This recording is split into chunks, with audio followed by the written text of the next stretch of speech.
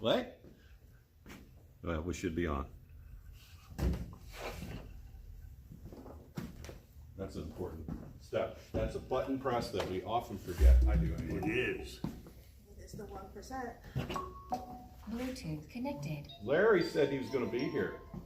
Oh, good, thanks for warning me. Get myself mentally prepared. Do we have an interpreter? We are gonna For the John. we're gonna leave it up to the Well, we're live now, right? yeah. Because I've got a few interesting things. We'll pick up the well. Let's kick it off. First of all right. Let's go. Kick off with the usual Test. All right. Here we are. It is day 1165 since January 6, 2021. It is March the 15th. What a beautiful day. March 15th. It was awesome. Gorgeous day. And this is the vigil in Northern Neck that was started and has run now for, I don't know how many days, but well over a year and a half, I guess. Almost 2 years, maybe. Yeah, it's a little over 2 years. Yeah, all right, feels like it. Feels like Especially to the audience. Exactly right. But every Friday night we're here, and this is to honor and to support the January Sixers while they are going through the Gulag, exactly right, and everything else. So again, day 1165. As always, start with a prayer. Heavenly Father, thank you for your guidance and for continuing to put things in front of us that we can pick up and move, which is all we can do. You know, I tell people all the time that I know that your hand is putting these things in front of us because they wouldn't have been there otherwise. And all we can do is the best that we can. And to give these men a voice and their family support, and in Jesus' name, we'll continue to do that. Thank you. Amen. Amen. I pledge allegiance To the flag of the United States of America and to the republic for which it stands, one nation, under God, indivisible, with liberty and justice for all. Over to you, John Haynes. Well, I didn't realize I was going to be kicking off things. I just want to let you know that I get letters and calls from the prisoners all the time. I guess we should call them hostages. And one of the big things they always emphasize is how much they appreciate all the letters you send. In fact, I just had a lengthy phone call from a fellow that I think a lot of you know named Barry Ramey. And he must have had his phone card charged up because we got to talk quite a while. And that's one of the biggest things Barry talked about was how much the letters encourage them and inspire them. And in fact, he mentioned a letter that he'd recently received from someone sitting at this table. And it's not me or Maurice. Imagine that. But anyway, he specifically mentioned Cheryl's letter, and he wanted me to thank everybody for all the support. Those of you who followed us from the beginning know that Barry was literally participated in the very first of our vigils, our weekly vigils. In fact, he actually wrote an article, I published it in its entirety, about some of his experiences at Northern Neck Regional Jail. And needless to say, the next day he was put in a hole.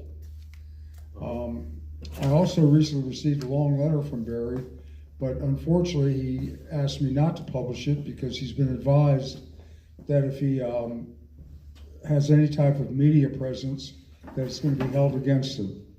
So unfortunately, one of our more eloquent voices. Anyway, I would just like to encourage all of you to keep writing. It means more than you might imagine.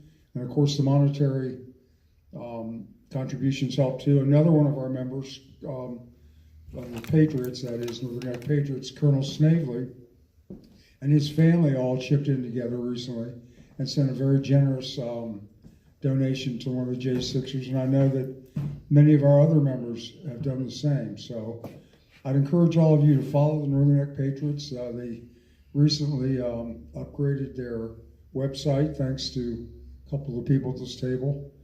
And their efforts are ongoing. And hopefully the check will be in the mail for pre-conditioning. But anyway, I don't want to take over the meeting. I just wanted to kind of fill in some time and let you know how much these visuals mean to these guys. And every one of them I talk to says it. It lets them know that there's still people out there that care about them and they're willing to help them. And I'm sure it'll come up later in this telecast. On the legal front, there's great progress being made. I think Representative Loudermilk has announced that they're most probably going to be filing criminal charges against some of the, probably all of the participants in the J6 so-called Select Committee. And there are also several civil lawsuits proceeding. So I think the worm has turned. I think all of these recent disclosures are damning. Of course, you got the big 1512 hearing coming up at the Supreme Court that's going to impact well over 300 J6ers and President Trump. And I think Tom's going to probably go into that more lately. But anyway, I just wanted to give a quick update, and let me turn it over to the guy who runs this thing. John, thanks for that update. And you're right, I want to talk about Fisher v. United States, which is the Supreme Court case that is going to be heard on April 16th. I'm going, and in fact, I'm going to do a test run next week to one of 3 cases that's happening. But yeah, the 1512C case, that's the Fisher v. United States. You got to go online and look it up. Just go on to the Supreme Court and look it up. It's all there. You can print it out. You can read it at your leisure. But basically, everybody knows 1512C. If you don't know, by now I've talked about it plenty of times, but 1512C2 is the charge that they used, which was an Enron era piece of legislation that was fining executives of the big financial firms to 20 years in prison as a federal charge, as a for destroying documents. And so they've somehow managed to morph that documents that were being used as they were being investigated by Congress. So that was the obstruction of Congress, obstruction of official proceeding, those kinds of things. That's the language they've tried to use for these cases of over 300 individuals who've been charged with that 1512C2, including President Trump. So that's a big case, and definitely need to look into that. Cheryl, do you have any updates you want to give? I have something I want to read, but if you're ready to go, you can go ahead.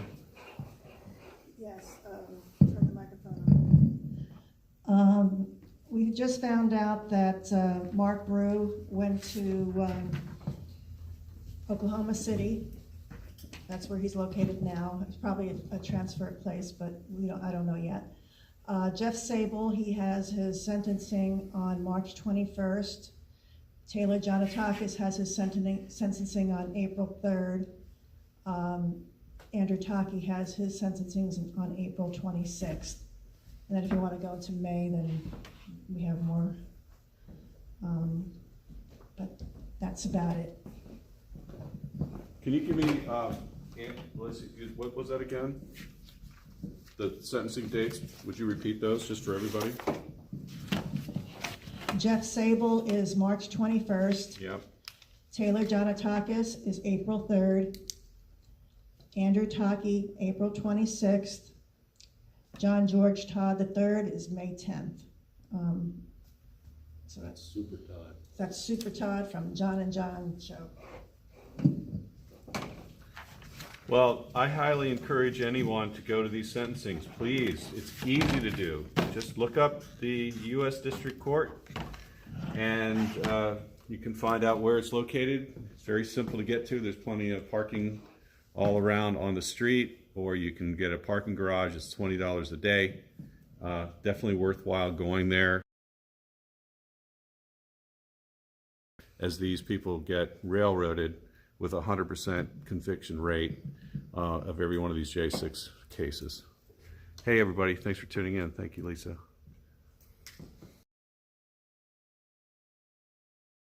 We have a copy of the Senate one here. I have plenty in the truck. I don't have any here. Well, the reason I was saying, I was thinking of plugging that right in, the next meeting. You should. I'm going to read something that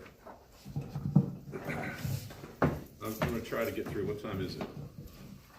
7:14. 7:14. This is an article in American Essence, which is a publication of the Epoch Times. It's their monthly journal they put out, and it actually, it's phenomenal. I love it. So this is a story about, there's a section in there called My Family Roots. Freedom isn't free. A writer remembers what her grandfather, a World War II veteran, taught her about the true price of freedom. My grandfather, Joseph Backfield, came from what we now call the greatest generation. It's easy to look around at the world today and fall into despair. Think about your father, it's the greatest generation.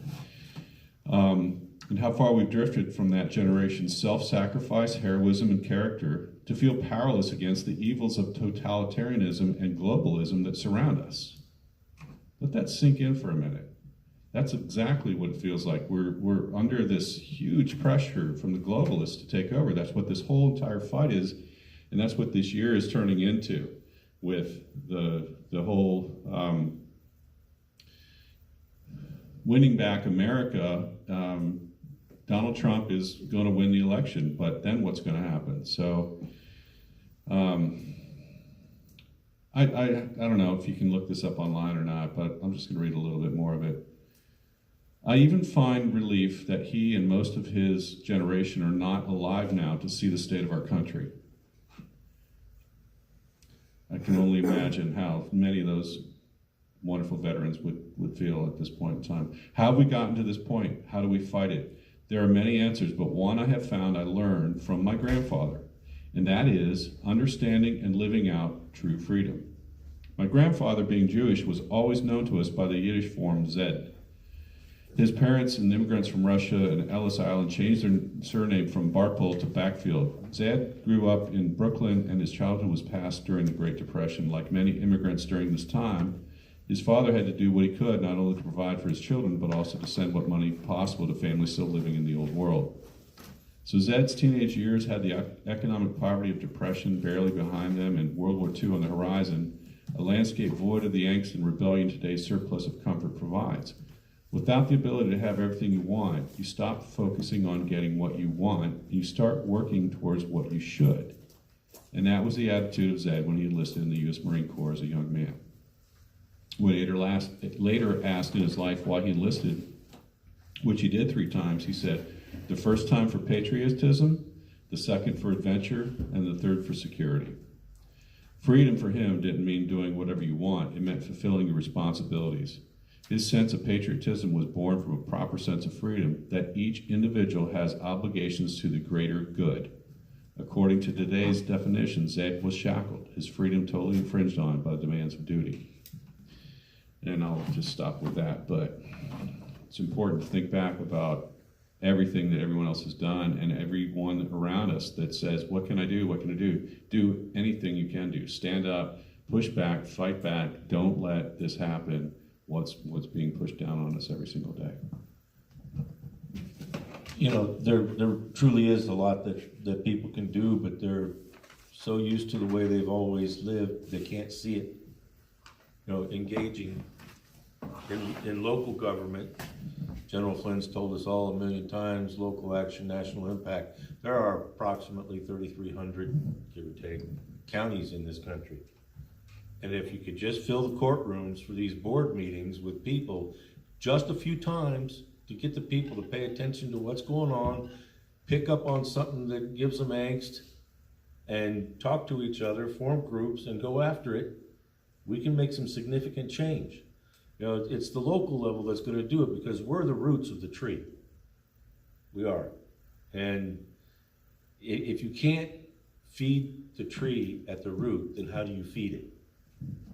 Well, what do you think of some of the responses to the push to have the federal government have more power over local election offices and so on. I just saw some of the testimony that was given by mostly Republicans, even some that I would consider to be rhinos. But I was pretty impressed by that, actually. I think they get the fact that you can't have the federal government controlling local elections, right? Exactly. Yeah, I caught a little glimpse of that whole topic.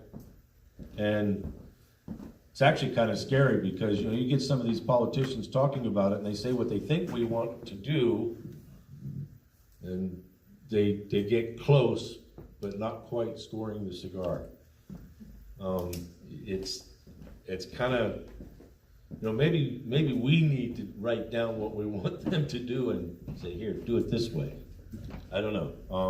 I'm not saying that it was bad. I'm just saying it wasn't quite perfect either.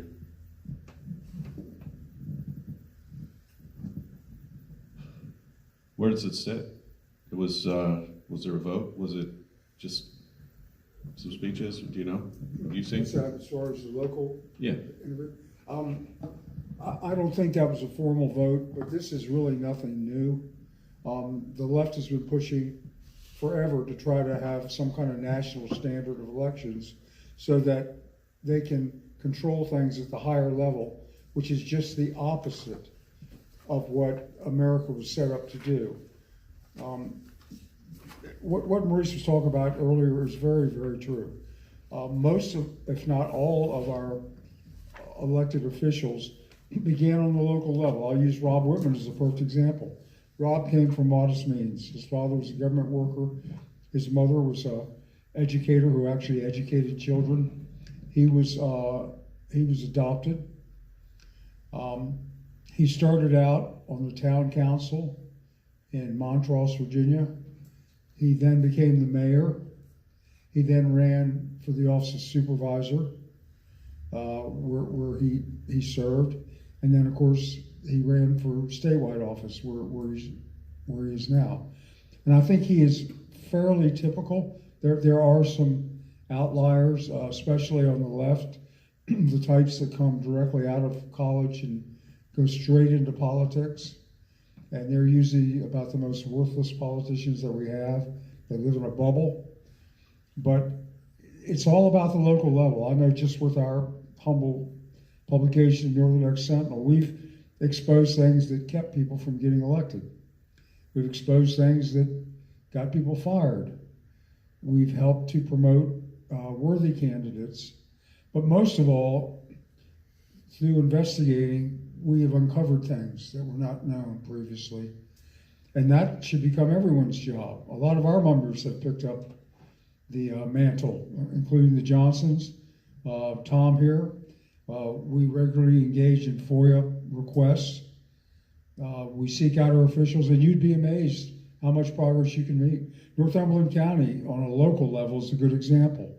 A lot of citizens got involved. They turned over the Board of Supervisors. They now have a 4-1 conservative majority. The same thing happened in neighboring, or not neighboring, but nearby King George County. In Essex County, both the chairman and the vice chairman are conservatives. So anyway, it can happen, and it can happen much more. The reason the supervisor position is so vital, they control the purse strings. If you have a good board of supervisors, you can control the school system, which in rural jurisdictions is usually at least 2/3, if not more, of your local spending. So don't think you can't get involved. A lot of times you talk to your supervisor, he tells you about this person, you talk to them, and you start reading, then you join a group, then you start writing letters to the editor, then you start getting up in public comment period, and the next thing you know, you're an interim supervisor. Yes. All right, and I'm talking about Maurice here. But there are other people. That's the way I started out. I got involved with the Tea Party. I saw things that were wrong. I ran for supervisor, got elected. But then I figured out real quick, if you don't have 3 of the 5 votes, you don't get much done. And a lot of the things we did do and accomplish, the local paper wouldn't even report on. And that's when I started thinking, maybe you need to start your own publication. And I'll tell you what, it's been challenging. Right now I'm going through some legal situations that I'm trying to finance. And during COVID, we had a hard time. We lost half our advertisers. I was injured at the same time and had to stop my deliveries, pay other people to do it, but we managed to get by. And we just have to accept the fact, if we want to take back our country, it's not going to be easy. But you have to get up every day ready to go to war, because that's what our opposition does. We have a much better message, but they are much better at packaging. They're much better at selling what they do. But think about it. Would you rather have a good idea and have to figure out how to sell it, or have a rotten idea and have to figure out how to trick people? Well, the cat's out of the bag, and I hope that everyone watching this telecast will get motivated. If you can't be there personally, email, phone call, help support the ones who are out there fighting your fights financially. Anybody can write out a check. So, you know, you take this as you will, but we appreciate all that the majority of you have done, but now's not a time that we need spectators. There's an old saying, there's three types of people: those who make things happen, those who watch things happen, and those who ask, what happened? All right, if you're in either one of those last two categories, you need to get in gear, all right? We've got 8 months to save our country, and we need your help. Absolutely. There's a lot of people out there saying, what can I do? I see their faces in here at least once a month. Say, what can I do? And there is no one set recipe. You don't know what topic you're going to end up going after. You don't know how you're going to approach it. But the reality is that, one, it's going to come to you if you just show up. Show up and commit to continuing to show up. And then when you see it, as I was mentioning earlier, it'll come to you. There's no one topic. If there was just one topic that we had to tackle, we might not even have to have this conversation. But there's many topics. There are things happening at the local level. There are things that aren't happening that should be happening at the local level. Both sides of that coin need to be addressed. So just show up, and it will make itself evident to you just by watching, listening, reading, and engaging. Engage people that you elected. Just got to engage with them, and it'll all happen.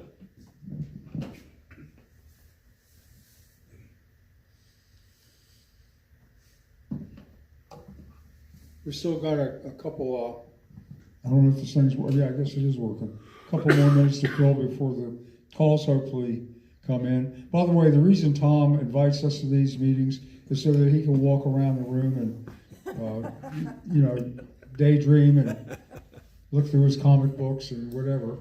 So, anyway, one quick thing that I think a lot of you may know, the J6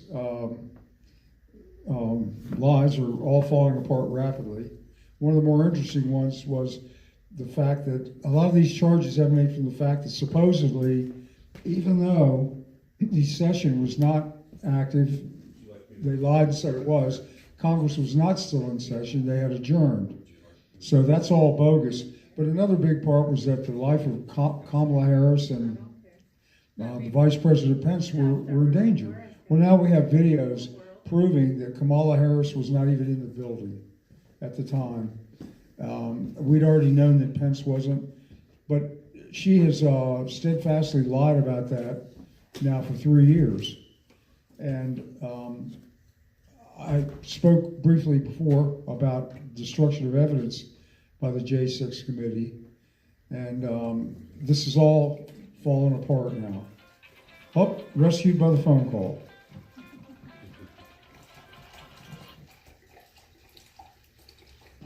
Hello, this is a prepaid call from Do you want to talk to Cheryl? an inmate at the Washington, D.C. Central Detention Facility.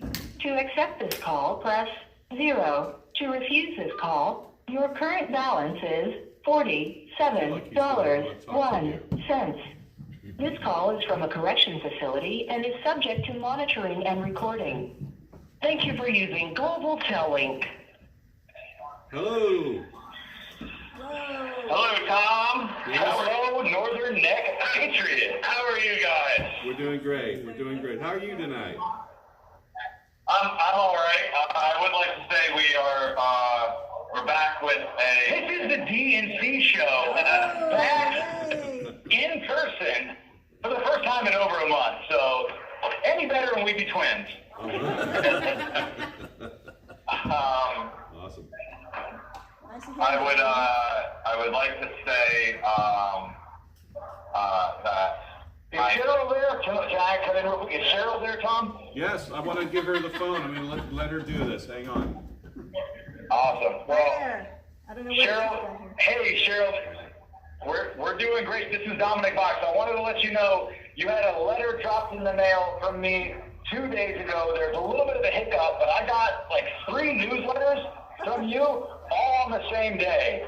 And I wanted to let you know you'll see it in the letter, but thank you for everything you've done.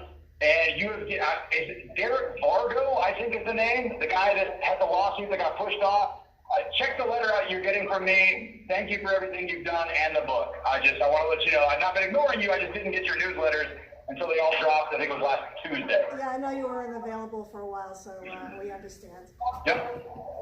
So Awesome. Well, another one's coming out today. I mailed today, so you should get it in about a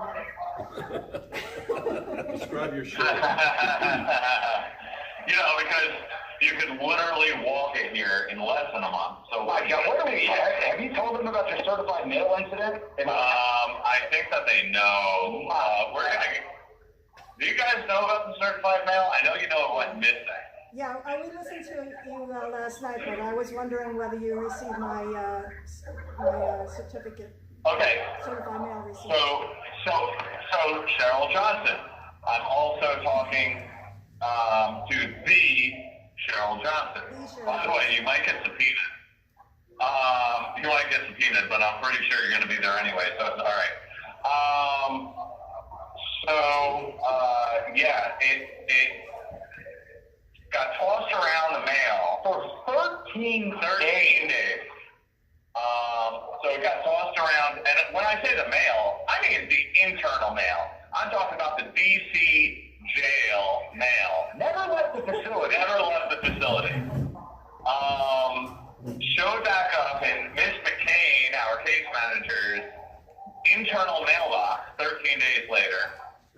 And then showed up back to my door, I guess 12 or 13 days, I don't know, 12, 14 days, shows back up at me. What day was it that it came back? Tell them that, because this is relevant. The same day that on Truth Social, Trump came out. Oh, yeah. So it's the same day that on Truth Social, Trump comes out and says, I'm gonna free all the J6. Day one priorities. We're closing the border. We're drilling, and all the J6 hostages are being freed. And they're like, oh yeah, by the way, sorry, we didn't send the letter out. Couldn't get your letter out right up until we said, oh shit, and we crapped out our pants. But also, I have to say that I did let Lieutenant Allen know. He put his head guy, Corporal Hodges, on, and within 24 hours, it was back in Miss McCain's mailbox with a Post-it note on it that said, "Hey, we can send this for $11.12." Plenty of money on his account. Plenty of money. So they didn't send it. And there were also rumors, Chris, if I'm not mistaken, that in the 30-plus years that this facility's been here, that allegedly no one has ever tried to send certified mail. One CEO said, I've been here for 33 years, and no inmate has ever tried to send certified mail. So we don't know how to do it. Absurd. Nice guy, but come on, guys, there's gotta be. So evidently it's a 3-day process to send out certified mail from the capital of America. the jail and the capital of America where they're, so it's a 3-day process. I have never seen a 3-day process. I have seen a 2-day process because they don't want to stamp it. They give you a number with a receipt, and then they say, once I bring you back your stamped receipt, you give this back to me, let me off the hook, I give you your stamped receipt, and then it's on the USPS. I have seen that, and they said it could take 2 days, but if it's really important, I will make the postmaster wait. I will do overtime and whatever, but it's like, you gotta make sure, like, hey, you can't say every certified mail is like, you know what I mean? Like, come on, work with us. I said, yeah, no big deal. I was gone in 2 days. So anyway, that's number one. Swamp news aside, great day for swamp creatures in the peach state. Hold on, really quick though. 35 toothbrushes. I ordered 35 toothbrushes. How many did you get? 0. So we were told no long toothbrushes. I don't know if you noticed or not, but we can't get actual toothbrushes anymore. On the commissary. Yeah, we can ask for them, which may take up to 2 weeks using the request and IGP forum. It's kind of like asking for toilet paper, which, not to get too egregious and gross, but as a grown man, as a federal inmate, they aren't supplying these toothbrushes every 3 days, every 4 days. These came about almost 2 weeks ago. I've not seen one individual. And that's only because I said, if you aren't doing this, I demand toothbrushes for the pod. Not putting myself, saying, hey, I demand, blah, blah, blah. I said, I demand toothbrushes for the pod. These are single-use toothbrushes. They're worse than the items you get at a Motel 6 on half price. They're not at all. They're horrible. To reach your back teeth, you have to stick. You got to almost throw up. You have to stick 2 fingers into your mouth to reach the back of your mouth. And we're not like those respectful. Never mind. Yeah. We got all our teeth, unlike some of the inmates at Northern Neck. Respect. Yeah, I mean, respect. And it's not the Northern Neck people that we're joking about. It's mostly Gloucester. Just saying. Let's call a spade a spade. Anyway, Georgia. With that being said, Georgia judge says Fani Willis can continue in Trump-Georgia case, but must first fire the sugar daddy. Gotta fire her ex-boyfriend, who's already made almost $1 million for these ethical violations they called the prosecution of a former president. Does not have to pay the money back. Does not have to step aside, but just gets to say, it's okay, because the judge who used to work for me, donated to my campaign, says, I'm in the clear. Nathan Wade, step aside. You've made your $800,000. Something may happen, but, So, key witness testimony was tossed out. Nothing to see here. Election year for a judge, which is why judges should not be elected. They should be, it should be on what's that word? Oh, term limits. Term limits, yep. Term limits, that's right. But he did a politics 101. He gave some, take some, took some, give some. And, but this will definitely not be the end. And the Trump team will now have a new case against Fani Willis. This is only the beginning, folks. Republicans call it election interference because it is.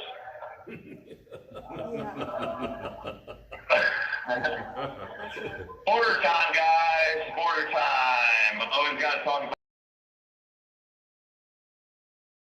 arrested in Texas. He was a good drug lord, though. Not a bad guy, just 4 murders, a little bit of extortion, and some minor drug trafficking. A good guy.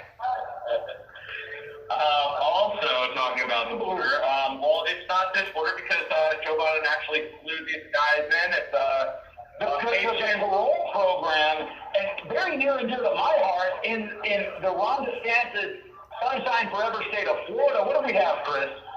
We got the Haitian migrant charged with a rape of a 15-year-old girl. At a Comfort Inn. God bless her.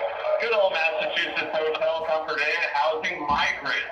26-year-old Corey Alvarez. He's part of the Cuban, Haitian, Nicaraguan, and Venezuelan parole process. Yeah. How many? 30,000 a month? 30,000 a month. 30,000 a month. Every month. Good job, Joe. Lord Almighty. So, 2023, Joe Biden's regime added Haiti, which was excluded under Title 42, which was Trump's title. The Boston mayor said she had no idea how this happened because they were issued separate beds in the same room. I mean, rape, all you got to give a rapist is a separate bed and your 15-year-old daughter is safe, according to the Boston mayor. Same Boston mayor, correct me if I'm wrong, to have the anti-white, round table dinner discussion. We talked about this a couple of weeks ago. Well, I remember this. That's actually, that last fact is actually fact. The quote-unquote fact checkers might find that Flaglin made that up while sweating in his 85 degree room. By the way, it's been 85 degrees in the Patriot Pod for the past 3 days. It's super. We're very moist. I'm hoping my toes are sweating, my fingers are sweating, my eyes are sweating. I think they call those tears because it's so hot. Moist. And yes, I'm trying to make as many people uncomfortable with the word moist. If you're uncomfortable with the word moist, and you're cringing right now, moist. It was a damp day in a damp day, couple of damn weeks in Patriot Pod. And I've got to say, guys, Tom's laughing because he definitely knows at least one person who says, oh my God, I hate that word. It's a horrible word. It's a horrible word. Not since the Mr. Patriot Pod bodybuilding competition, which I hope the Northern Night Patriots heard about, have so many people worn so few clothes. I mean, the things I'm looking at right now wouldn't even be allowed on Skinamax at 2 in the morning. What is it? So what we're getting with is it's hot. Definitely Tate is definitely the short wearers. My God. And they are short. Yes, they are short. Let's talk about AOC. There's an ex-banker from New York challenging AOC to Congress. Joe Crowley says if a bartender can do it, a crooked Wall Street banker can do it better. That also might be a Quaglinism. We're going to call them Quaglinisms from now on. A Quaggism. What's he got to get 500,000 taxpayers back. So they all left. They went to Jersey. They went to Florida. What's funny is they're now leaving New Jersey because now they don't. All the big branches now moved down to Florida, moved to Texas, moved everything else. But he did gain 200,000 migrants. So there's going to be plenty of a lot of new potential voters. Yeah, voters, and they can cram at least 200 or 300 into each penthouse apartment. That are it really makes me. The last time I was in New York City was actually in August of 2001, right before 9/11. Never forget. And I stayed at a little place called the Roosevelt Hotel. That same exact hotel, which has now been housing migrants for well over a year. It's a crazy thing to see because though I didn't know, especially the first time I ate Veal, I ate at Windows on the World in the World Trade Center. But I remember the last time I was in New York City, I stayed in the Roosevelt Hotel. Now every time I see pictures of New York City, I see migrants laid out in front of, illegal immigrants. Newcomers. Newcomers. Laid out in front of the street. I stayed at this hotel. It's a crazy thing to see, and you have 1 minute remaining. Listen, so we didn't get through anything, but guys, I do have a favorite ask. I don't run the Gives and Go a lot. Obviously you guys know what's going on with my legal situation. Can't trust a lefty DC prosecutor or person who's had a lawyer that's supposed to anyway, can't trust him. Tell me people would have done it. I would like you guys to donate to givesendgo.com, persecuted patriot, /persecuted patriot. So it's the new Give Send Go. The old one was under my wife's name, and we are trying to get a lawyer out of Minnesota. She got Jared and Jason. Thank you for using Global Tellink. We will be hearing from them again tonight. Oh, yeah. All right, Dominic and Chris. The DNC show. Can't get toothbrushes. If they do call back, you might want to let them know the Roosevelt Hotel is no longer available for Americans. Oh, really? Yeah, it's shut down. It only houses illegals. You know, one thing's obvious. Oh, wow. Even though they don't have access to a lot of things, like toothbrushes, they evidently have access to caffeine. They've got some caffeine or something going, that's for sure. They're having a good time. They have coffee. That was great. Those I guys don't are know having what fun. version of coffee they have, but they have coffee. Yeah. Yep. Awesome. Awesome. John, did you get my email about possible interview with Jonathan? Yeah, and I thought I sent an email, I think he gave me his wife's email. I didn't get any emails. No, I do remember that. I've gotten so many emails like that. I'll look back and see what. Hello, this is a prepaid call from Taylor Jonathan. an inmate at the Washington, D.C. Central Detention Facility. To accept this call, press 0. To refuse this call, your current balance is $45.31. This call is from a correction facility and is subject to monitoring and recording. Thank you for using Global Tellink. Hello. Hello. Hey, how's it going? It's Taylor. Taylor, how you doing tonight? Welcome I'm to doing excellent. welcome to the Northern Act Vigil. Oh, I appreciate it. You guys, I'm so, it really is. I just think it's such a phenomenal movement, these vigils that are happening, both yours, the one in D.C., and I know that there's others that pop up from time to time on, maybe some more sporadic of a basis, but it really says something strongly about America's commitment to freedom, the intent of what January 6th is. I know that America is very divided on what January 6th was all about, but I really appreciate you guys standing vigil with the prisoners of January 6th, which extends not just to us specifically, but all those that are incarcerated in the jail and prison system. And as you know, it's an incredible amount of people. One statistic I became aware of this last week was, and this might blow your mind, 1 in 38 adults is currently, as of 2007, were under the jurisdiction of the Department of Corrections. So, roughly 1 in 31 adults is incarcerated in America. One of the statistics my wife found out in forming her nonprofit, Left Behind, Left Without, that's designed to help children who have parents that are incarcerated, is that 1 out of 28 children in America have an incarcerated parent. Oh my Can you gosh. believe that? No, That is incredible. I know we have the highest incarceration rate of any country in the world, but I did not know those numbers. That's awesome. That's 4%. It's not awesome, it's tragic. Well, no, it's awesome that you Awesome. yeah, it's awesome that you found out. That's what I meant. So I've got a little quote here, and this comes from John Locke, and it's expounded by Skousen, and he says this: the same permanence, this is talking about parents and their responsibility to minor children. He said the same permanence attaches to the responsibility which parents have for minor children. As Locke said, the subjection of a minor places in the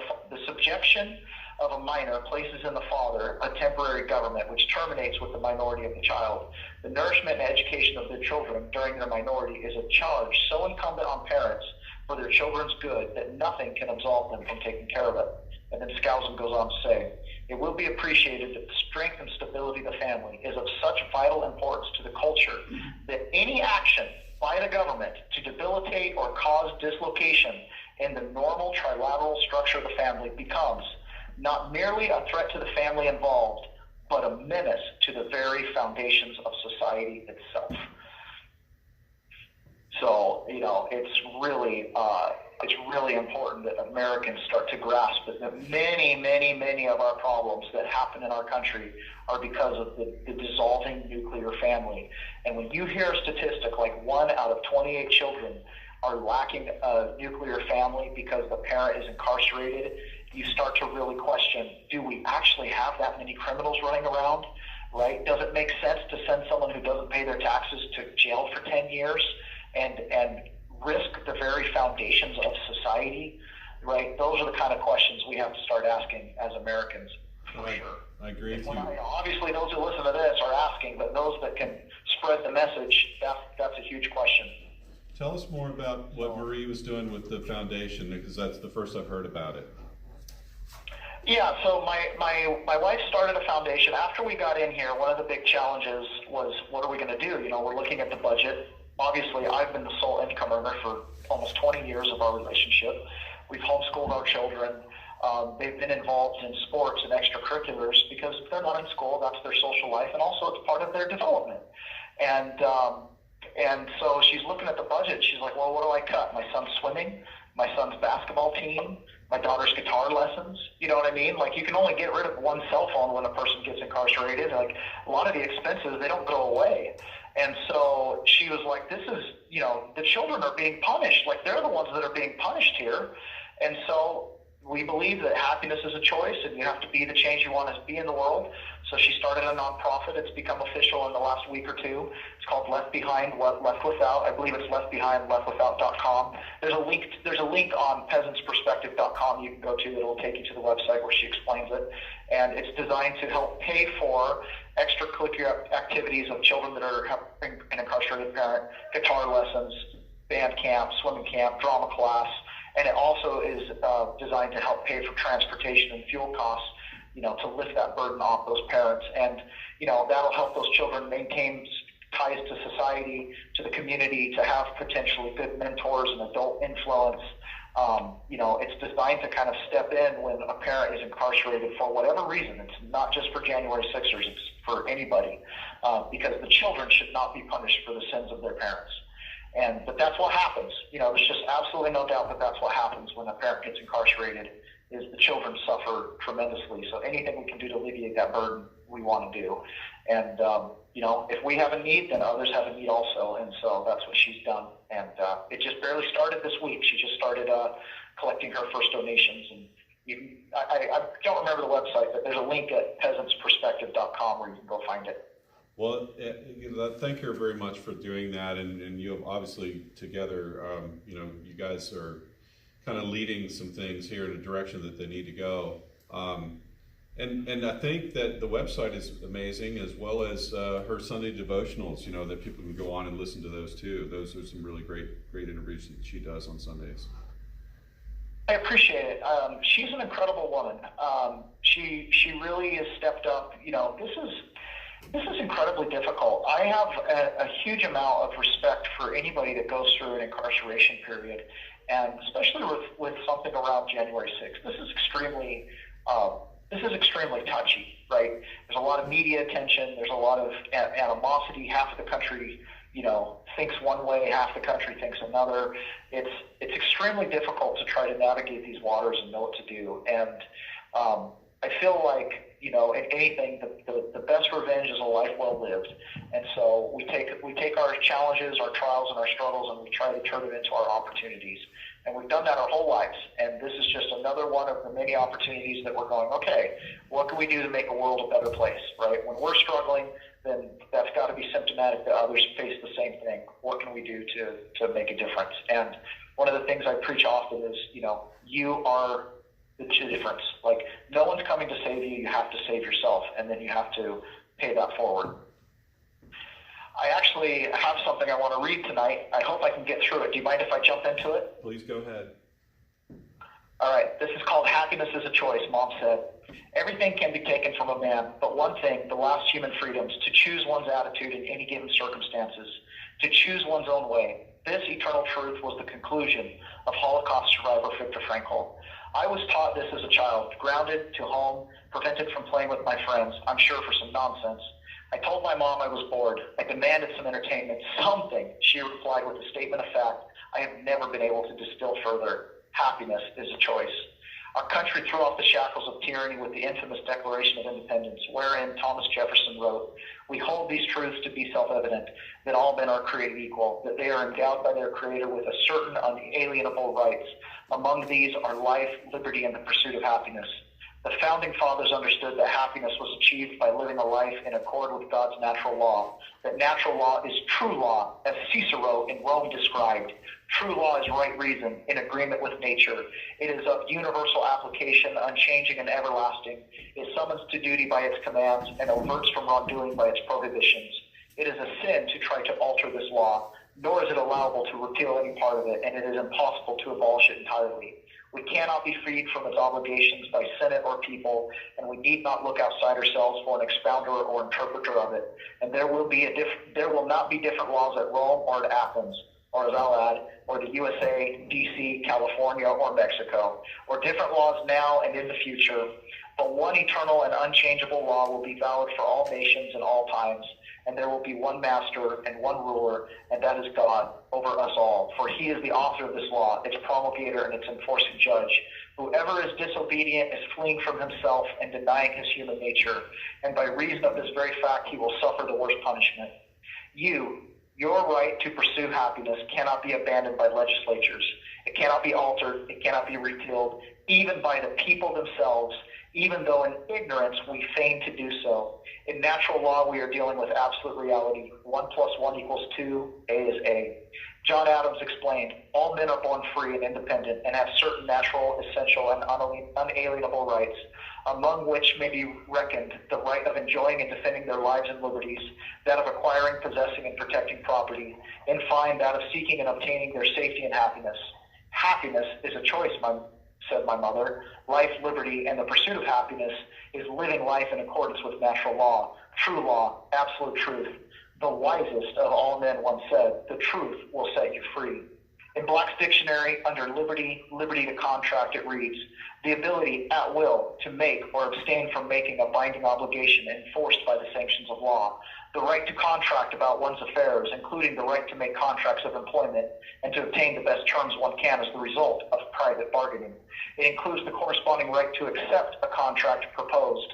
It means freedom from arbitrary or unreasonable restraint, the right to make contracts with competent persons on a plane of relative parity or freedom, of choice and within the limits allowed or not forbidden by law. Your right to be happy is unalienable. You cannot even take your choice to be happy away from yourself. Even the U.S. Supreme Court has established through Erie v. Tompkins that in essence everything is a contract. You have a choice to pursue happiness, exercising your liberty to contract by choice. Salt Lake attorney Denver Snuffer asked, what in the end do you prize the most? Do you prize all the risks, all of the responsibilities, all of the potential for failure, all of the individual accountability? I mean, what was the purpose of the Constitution? It was to make you free so that you can exercise moral agency and you get the opportunity to succeed or fail. The purpose of the Constitution is to set you in a position in which it is possible for you to accomplish either one, so that you become accountable. Not someone back in Washington, not someone to whom you have surrendered your choice, not someone else to run your life, not someone else to tell you the comings and goings and the whens and wheres and whys. You was designed to accomplish. You become morally accountable because you are the agent that gets to choose. Cowardice is unbecoming anyone who would try to lay hold on the riches of heaven, because down here in this dark well, you have an opportunity to prove who you are. You have an opportunity to prove what you are. And you don't prove that you are anything worth preserving on into eternity if you don't live with nobility. You must use your liberty to choose. And I don't care who it is that is pressuring you or what means they think they can employ, even the full weight of the federal government. That statement, I regret that I have but one life to give for my country, is not the language of a slave. It's not even the language of a captive. There is a man who is free indeed, even though he's about to be killed. You know, we lack the fortitude, we lack the self-confidence to hold on to our freedom. You surrender to fashion, you surrender to peer pressure, you surrender to those people that you think are respected members of society. You surrender, but you don't have to. Freedom is still possible in this day. Happiness is a choice. Mom said so. Hey, God bless Mom. She knew what she was talking about. Wow. She did, and that comes down to just what we were talking about with my wife and the nonprofit. We get to choose to live in accordance with God's true law. What happens to us, we always have a choice how we perceive the next step in front of us. Consequences will come. Can't change the past, but you can always change the future. And right, you endure sufferings and trials, and you make the opportunities that come, and that you take advantage of the opportunities that come. And that's the thing. Choose happiness. We choose not to take this laying down, not to suffer, but to endure through this particular moment in time. This will end, but the blessings that we can take from this and spread forward, that's our choice, right? And that's hopefully, if my wife and I can do anything through this process, it's to share the power of the fact that we have a choice. We, the people, are in charge of our future. Challenges will come. Elections will be complicated and messy. We're going to have leaders that we don't trust or whatever. But we get to determine how we respond to. You have 1 minute remaining. Do we rise up? Do we cower back? Do we wait for someone else to fix it for us? Or do we step up and be the solution, be the change we want to see in the world? So thank you guys for all the support you give us. I love calling in to you guys every week. As always, you can help my wife and kids at home. They do need your financial support. It absolutely has helped us get through. John Atakis Family Help, givesandgo.com, John Atakis Family Help. And we really appreciate everything you guys have done. And thank you for standing vigil for the prisoners up in Northern Neck. And Taylor, thank you as always for just your ability to get the message out that you deliver. I'm so proud to know you. Thank you so much. Thank you. Bye, guys. Good night. He beat Gertie. He did. As always, wow. That amazing, Taylor. Yeah. He goes to sentencing April 3rd, which is what day of the week? Beginning of the month is hard. April 3rd is a Wednesday. He said That's our jail board meeting. 1 in 28 children in America have a parent that's incarcerated. 1 in 28. Wow. Is that what he said? Has one. He said it's 1 in 31 adults that is incarcerated, and 1 in 28 children has that incarcerated adult as a parent. That's Wow. What have we been doing? Well, Do I have time to do a plug for the upcoming Patriots meeting? Please do. All right, I just want to remind everybody, April 2nd at 6:30 at the VFW building where we're sitting right now. We're going to have Craig Shirley as our guest speaker. For those of you who don't know who Craig Shirley is, he's a nationally acclaimed writer, has been on the New York Sellers bestseller list. His current book coming out, which we'll be discussing, it's just coming out now. It's called The Search for Reagan. I think his first real blockbuster Reagan book was Bullet.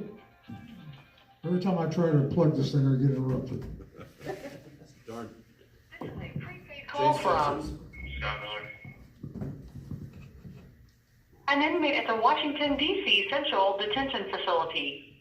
To accept this call, press 0. To refuse this call, your current balance is $43.60. This call is from a correction facility and is subject to monitoring and recording. Thank you for using Global Tellink. Hello from Northern Neck. How's it going? Good, Scott. How you doing today? Hey, I'm doing good, sir. Sorry, a little bit discombobulated in here. We've been living like it's the tropical. It feels like a tropical jungle in here. None of us really got any sleep last night. So I apologize if I seem a little bit mentally discombobulated.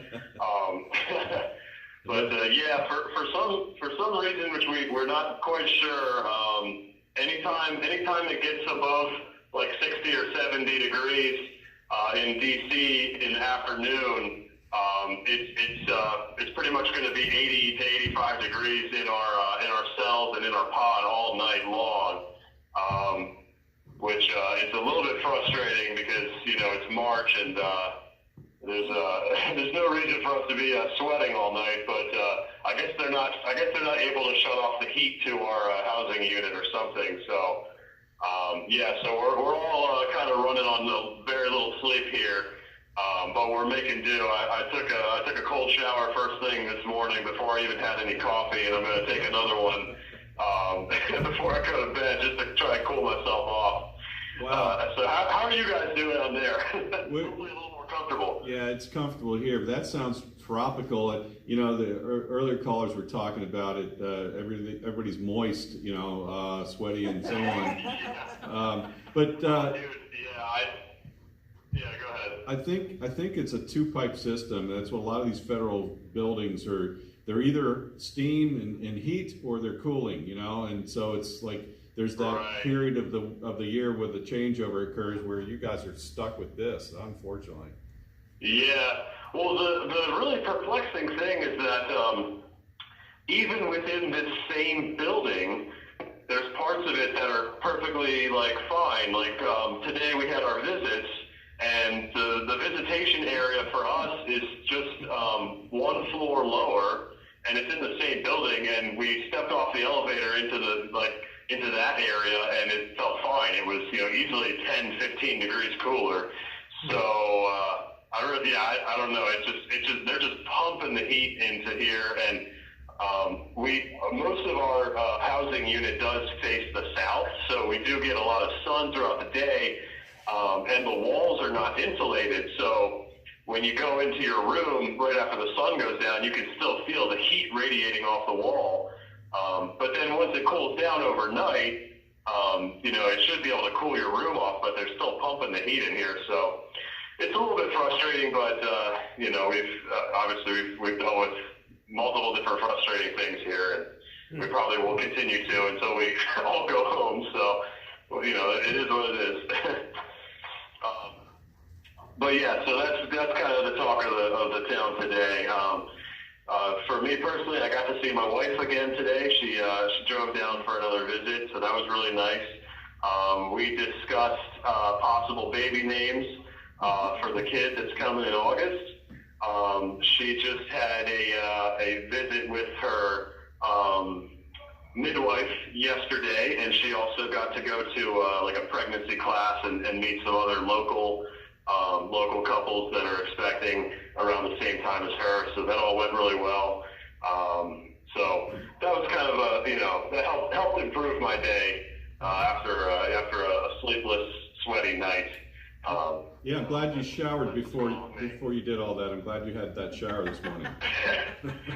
Oh, definitely. Yeah, I always get nervous when I meet people because we can't really control when they do our laundry, and you don't get your choice of deodorant or hygienic products, and I've definitely been told by some of the guys in here that I sometimes smell a little bit ripe, so I definitely had to make sure I took that cold shower before I got to see my wife. But yeah, but it's all good. I'm really glad that she lives close enough that she can drive down here and see me. Although we probably won't do too many visits as she gets more and more pregnant. I don't want her to overburden herself and put herself in any extra risk or stress by coming down here. She was actually wearing jeans today, and I could tell she was pretty uncomfortable having to put those jeans on because she's just starting to show. But she's been challenged with trying to find some good maternity clothes because this is our first time doing this. So I have a lot of respect for her. She's really taken on this crazy challenge with a good attitude. That's phenomenal. Yeah. And just driving in DC traffic is a job in itself. So the fact that she comes in there on a Friday to do that's really great, and I'm glad she's able to do it. have a question. Yeah, that's another thing that we're lucky because our unit has our visitations on Fridays. So I think, other parts of the jail have it on different days, but ours is on Friday, and they give us 2 slots, like 1 o'clock and 3 o'clock. And she actually, with her work schedule, she doesn't have to work on Fridays, so because of that, she's able to come and visit me, and when she comes for the 1 o'clock visit, she's able to get in and out before the rush hour traffic, so,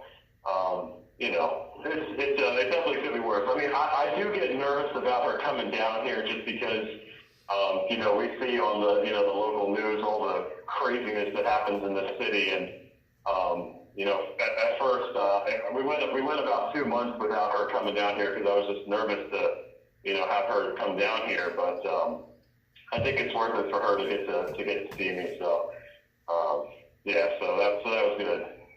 Hey, Scott, this is Cheryl Yeah. Wilson. I have a question for you, or actually, asking go you ahead. to retell a story. You had told a story in the DC vigil about how you met your wife with the Ferris wheel. I was wondering if you could just tell that story again. Oh, yeah. Sure. So actually, slight inaccuracy. The Ferris wheel was our, I believe it was like our 3rd or 4th date. It's when I officially asked her to be my girlfriend. And the reason why I brought that up was because it's the Ferris wheel at the National Harbor, right across the river from where I am in Maryland. And I don't know if you guys remember, but National Harbor, that's where they did CPAC this year, probably like 3 or 4 weeks ago. So that's why I told that, because those folks were down at the National Harbor for the CPAC convention. So I thought that I would mention that because the Ferris wheel's over there. So that was just a little personal trivia from me and my wife's relationship. That's where we officially became boyfriend and girlfriend about 4 or 5 years ago, and hopefully we can go back there for a date soon. And by the way, August is the best month to have a baby because that's my birth month. Oh, cool, excellent. So gauge it around the 17th, and we could celebrate together. What part of Maryland is he from? What part of Maryland? Okay, yeah. What part of Maryland? What part of Maryland? So I'm from Anne Arundel County. I was born in Baltimore, and I grew up between Baltimore and Annapolis, just kind of in the suburbs there. And my wife is from, I always confuse the two. I can't remember if it's PG County or Calvert County, because she's close to the line. But she's from just another 45 minutes to an hour south of Annapolis, basically. So we're both kind of from Central Maryland, basically. And we actually met on Bumble when I was working in DC about 6 years ago. And it's been pretty great ever since. I mean, she's a really great woman. I feel lucky every day. Just all the ways that she's been patient and kind towards me, and the fact that she's going through this crazy experience that we're going through right now with a good attitude. I can't say enough good things about her. That's great. But I didn't call you guys just to brag about my wife. So are you going to be joining in with the basketball tournament for the March Madness? Oh man, yeah. So I do hope that happens. Personally, I don't think I'm starter material. I do play basketball with pretty much every time we go out to the court. I do go ahead and play. But I am almost legally blind out there because without my glasses, my vision is really bad. I have like an extreme astigmatism, and I can't wear. I don't have contacts in here, and if I try and wear my glasses, as soon as I start to sweat a little bit, they're just going to fly off. They just fly off my face. So my shooting definitely, could use a little improvement. But I am over 6 feet tall, and I have pretty good stamina. So I just play hard and I just go after the ball as much as I can, and I've started to score some more points. So all that being said, I'll probably, if the tournament does happen, I'll definitely be on the bench, ready to sub in, because that's definitely going to be necessary. Because I think if our team starts to get a lead over any other team from in here, then the fists and the elbows are going to start flying, and I think there might be a little bit of need for subs. So I'll be the sub, or maybe the one of the coaches or something. But yeah, I definitely hope that happens, because that would be really cool. It would be like one of those Disney movies where the underdogs go up against the fancy team, and I just think it would be a lot of fun. But we'll see what happens. Maybe it'll even make the news. We might have to. It could make the news. Yeah, I mean, it could be historic. I mean, I'm thinking about telling my family, hey, write to our Congress people and ask them to, put the J6ers into the March Madness tournament, because, why the heck not, right? Yeah, it doesn't come along every day. It doesn't. That's right. It doesn't come along every day. And we've been playing hard ever since I got here. We've been doing 5-on-5 games. For the first 2 months that I was here, I was playing in a pair of sneakers that were laced up with the strings from a COVID mask, one of those little cheap face masks. Because obviously I didn't have sneakers when I got here, but I found an old pair in the mop room, in the mop closet, and they were all chewed up and beat up, but they did fit me. But they didn't have any laces, so I took a mask and I ripped the ear strings off of those and laced the shoes up with that. So I was playing in those for 2 months and getting like crazy blisters on my feet every time. But now I have a pair of shoes that I was able to buy for myself, thanks to whoever out there was putting money on my commissary. So I do have my own pair of shoes now, so that's good. But yeah, some of our guys are still playing in the little slipper shoes that they give you when you first get to jail, and they fly off people's feet all the time. It's crazy, but hey, we make do with what we got. It's it's jail. It's not exactly the NBA here, so we make do with what we got. But I'm just glad that we can play. We went outside and played yesterday, so that was a lot of fun. Yeah, it's been beautiful out the last couple of days. I bet. It's been beautiful out the last couple of days, so the weather, you must enjoy the breeze on your skin. Oh my gosh! I mean, the fresh air, the sunshine, just everything. It's crazy. I mean, this is definitely the first time that I've been, locked inside so much. Since I got here 2.5 months ago, we've gone outside an average of 1 hour per month. So You have 1 minute remaining.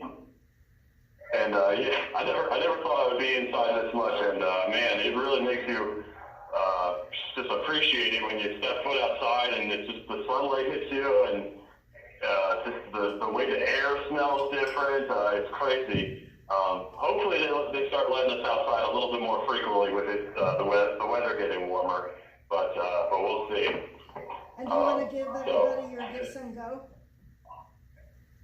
I actually don't even have one yet. I still need to get with my wife and set one up.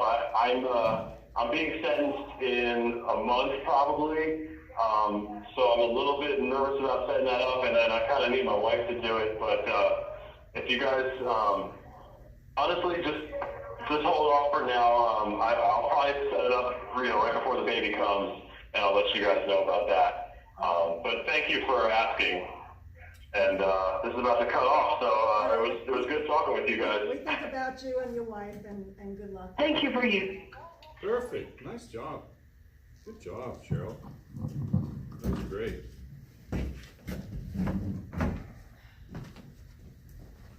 That's wonderful news about everything.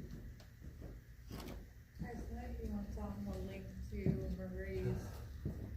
You know what's amazing about these guys? And it wasn't on the website, but she put it on. You get on the phone with them and you can't help but experience a little bit of uplift newsletter. Do you get our newsletter? No, you Yeah, it's did. amazing how they maintain their. I got one of them. You got Yeah, correspondence, absolutely amazing. March. I think. These are not conventional prisoners. They're not thugs. Working on the They're next not, I got one of them. you know. About that every time. Chocolate covered peanuts. I'm gonna down I was just telling her, I sent you and her the link to Marie's website. I know, those are the two best places. And her Oh, Wawa's the organization. best, and then Walls right behind it. Wawa has stacked down the bottom, people will stop, depending on getting lazy, I'll put them all on top, you know. So, yeah. Oh, that's all right, all the way up there. Chocolate peanut. Thank you. Yeah, this is Carolina Nut Company. Mm. Goldsboro, North I'll Carolina. be stopping on my location. Again this week. I got some new ones too. Yeah, I gotta call you that paper list. Yeah. So you You want me to know, try? Bruce spent the night in RJ. Oh, he did? Mhm. You gave The that other time? night, the other night when they took him out of DC, this is where they brought him. And then he went to Oklahoma. At least it wasn't only one. Yeah.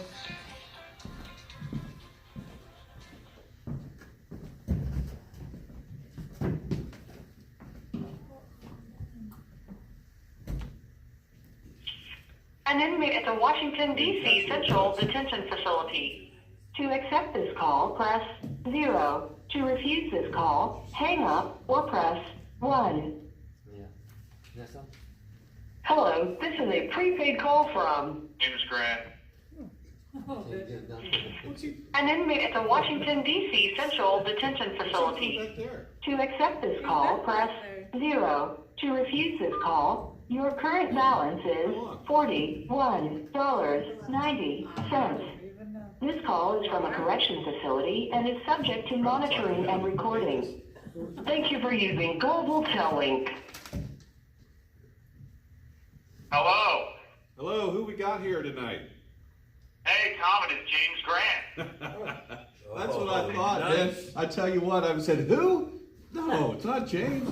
How you doing? Yeah, it's been a little while. You know, my lawyer was getting on me about calling and just, you know, really got me nervous. But I just figured as long as I'm talking like the judge is listening, you know, I don't really see a problem with that. I mean, what am I going to say? As long as I don't say anything, you know, look, she knows I'm a Trump supporter. You know, she knows enough about me, and I think I've already talked a lot. I don't think I've said anything crazy in the past, but yeah, you know, I mean, I've got great people, you know, like the Northern Neck Patriots, and you guys showing up to support us and get us out of that nightmare facility you guys have out there. And you know, I'm always happy to call in. I just did a lot of thinking about it, but yeah, I don't see any problem with that. I'm going to talk like the judge is listening. I think that's what I've always done. But what's going on out there? How you guys doing? We're doing well. We're just enjoying this nice weather that we have and understanding that it's impacting you guys a little bit more than you would like. It's pretty hot in there, I understand. But no, it's great out here. It's an early spring. You know, there's a lot of trees that are in bud already, and you know, forsythia and all those early ones are out. And yeah, it's a very early spring, it seems like this year. Mm-hmm. Well, it's going to be a crazy year, so I don't know if the trees know something we don't. Getting ready, but yeah, maybe they do. They're getting ready. Yeah. Right? So I think I spoke for a little bit. Sherry Pitts came up here for visits of the Northern Neck Patriots. Is that I believe I talked to her for the first time today. But yeah, I believe Sherry Pitts was up here visiting Joseph Hutchinson. So that was pretty cool. I think that was the first one I met in person, and I didn't. Yeah, I don't remember. I know you said you came to my trial, but, you know, the marshals are pretty serious about the face forward thing, so I tried to steal glances, but yeah, well, I wasn't trying to make anyone angry. Yeah, I think, yeah, I was definitely at your sentencing, so, yeah. Or maybe your trial. Yeah, your trial. You're right, your trial, but, yeah. I didn't know about Sherry going up there. That's great. So did you get to say hello? Yeah, I think she was up here. I did. I was talking to someone else, and I kind of jumped in because I was talking to a gentleman, Roy Bunger from Lewisburg, and we've had so many great supporters from every jail we've been at. So I'm just really glad, you know, the American people can sympathize with the situation we're in, and, you know, politically, yeah, it's just a crazy situation. Like, I just can't believe it's been over 2 years, but just so many of us, and it's just, man, it's crazy. You know, I should be in law school right now. I should be almost done at this point. I should be like in my third year of law school, or getting ready to start my third year, and I'm still in jail, and it's crazy because I'm 31. My life. Oh, stop it. 7-8% of my life, though. It's not an insignificant chunk. No, it's not, but this experience, you're being branded by fire. You know that. I mean, this is what's happening to you right now, and you will use this in your future, and your life will be great. It will be great. Yeah, thank you, Tom. It's definitely, there's like nothing that can surprise me anymore. I mean, and I can definitely tell a client if I ever do become a lawyer that, you can do this and we can go to trial and, oh, what do you know about that? Or what do you know? I'm like, I know a little bit about all that. Exactly. Telling me he's gonna tell his clients everything. It's funny because I don't know if you know the show Better Call Saul, but I used to go by Jimmy on the street, so my friends would joke, call me Slippin' Jimmy sometimes. Slippin' Jimmy. Well, we could be a little bit more, I guess, what's the word? Just better morals than him, though. Not, yeah. Well, you can tell your clients in the future, hopefully they have somebody like Heather to support them, you know what I mean? Oh, Heather Young? Yes, indeed. Yeah, she's the best. Oh, redhead Heather, I was teasing her about that. She's really brunette for those who don't know, but I guess she has a little bit of red hair. But yeah, she's been a great supporter, and I still remember getting her first letter. And those were tough times sitting in Northern Neck, and for the first few months, I didn't even, I don't know what the timetable was on Northern Neck Patriots, but I didn't know that anyone, I didn't know we had support or anything, and I was, I started off in APOD, which is the, I'm sure everyone knows, the bad side of the jail, and I think a woman named Miss Taylor at the time, I think she's Miss Jones now, tall, blonde woman, and I don't know if I upset her or something, but she sent me directly, me with no criminal history, and I'm sure she knew I was a January 6er, and she sent me to APOD, and I think it's because, I like to joke around and try to uplift the mood, and I do that here, and I've done that at every jail, I'm at. I'm always trying to tell jokes and just, be a happy person. And I was doing that, when we were booking, and I guess there's a set of questions that they ask you, and there's a set of questions they ask you in every jail you go to. And I guess, I was asking her the questions. I don't know if she was at the end of a long day or whatever she was doing, but I think she took that personally, and, I don't know, she seemed fine. I was making funny jokes, and, I don't know if that was to punish me, but she sends me to the bad side of the jail, for whatever reason. When there's people that did 19 years and were on their 8, and they got sent directly to the starting pod, which is of course J-pod. And I got sent to the bad, high security, medium side of the jail. And that's the first thing everyone said when I got there. They're like, why, I'm just wondering why you're here. And, I stuck out like a sore thumb at that point because I hadn't done any jail time. And just looking back, it's just, obviously everything I went through made me tougher, and I could absolutely handle it now, but just to put someone in that situation is very cruel, and I think that's what they do with Northern Neck, and a lot of them have just, like the Pharaoh, hardened their heart to everything around them. And it's terrible, because, I was just such an innocent kid, and at the time, and just send them to APOD.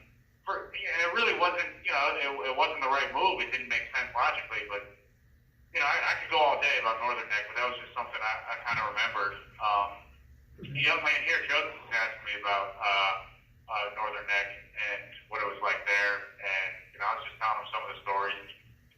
Kind of got to explain it's like a fake incentive-based system where they punish you, but it's not really any better. It's just less horrible, I guess, as you go up. But yeah, no, I explained to him how bad it was, and I think he said he spent a night there at some point back in I would have been there. I think it was back in December. He said he passed through for a night, but oh man, and I tried. I was on sleeping pills when I was in Northern Neck, and it was just anything you could do to not be there. It was just awful. And there was someone, Ronnie Sandlin, who was a patriot from here. He was in D.C. for a while, and he had an incident with a guard, I guess, and they sent him to Northern Neck. And I remember when he got to J-Pod, the first thing he said is, "It smells like crap in here."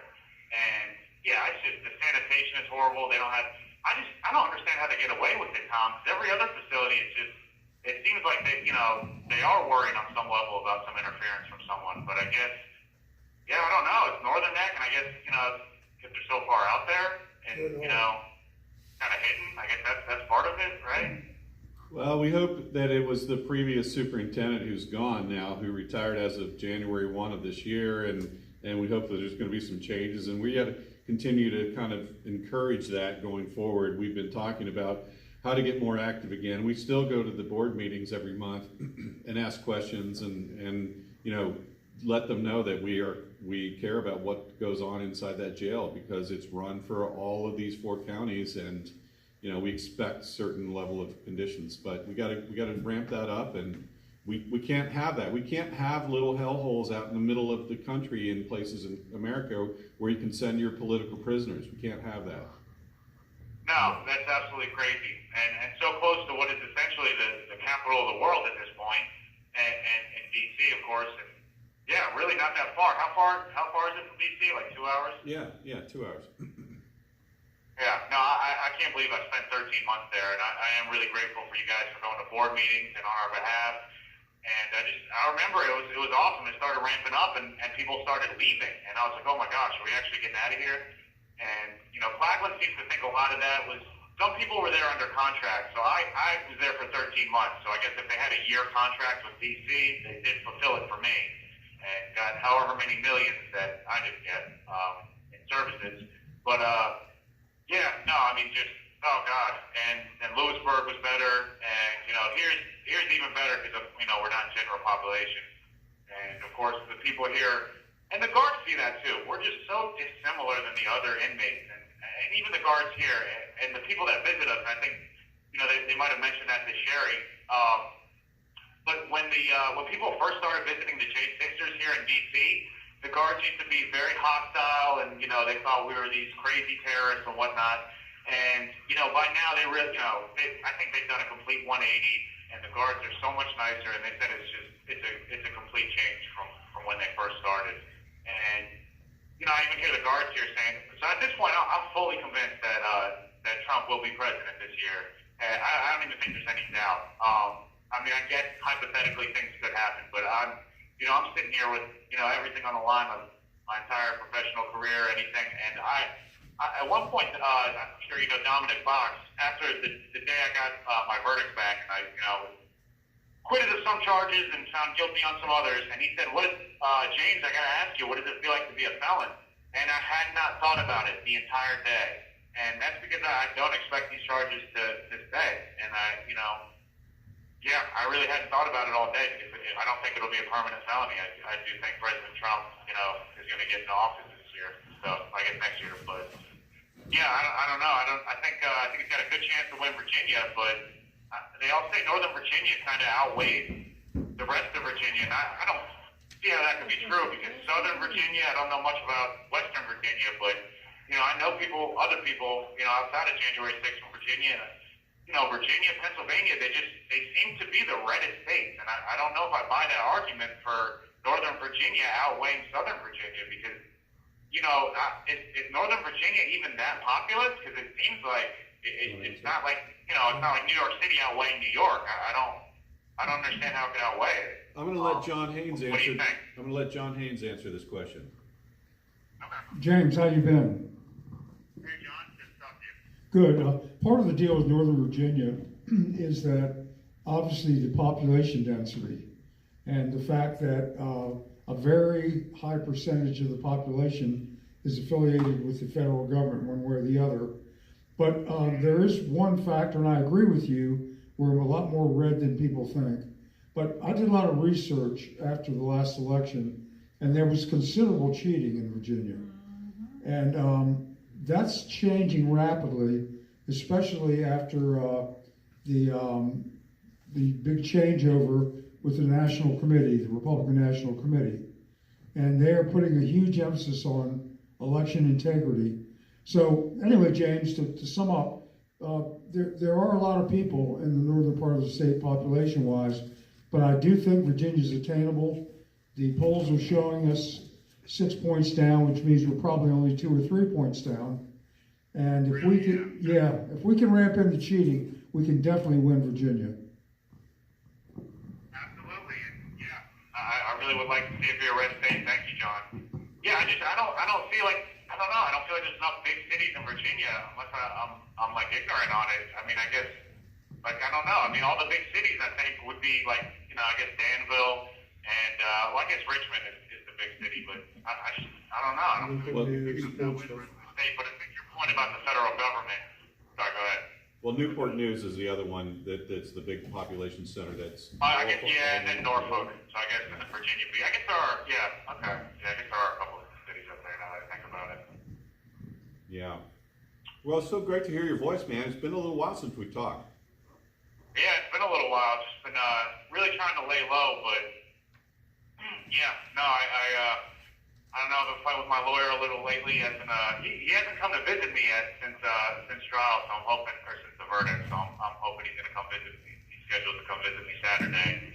I still never found that footage, and that's what I was talking to Sherry Pitts about, because I was talking to her at one of the DC rallies, and she said You have 1 minute remaining. She said she personally seen that footage. Oh, there was something else I wanted to say, but I forgot what it was. But just thank you guys so much for being out there, and I look forward to calling in more. And I'm very happy I'm not there anymore. But it's been good to talk to you, Tom, and I look forward to doing it more. And shout out to Heather Young and John Haynes, and thank you guys, Sherry Pitts, and thank you guys from the Northern Neck Patriots. We greatly appreciate all the support we've had everywhere we go.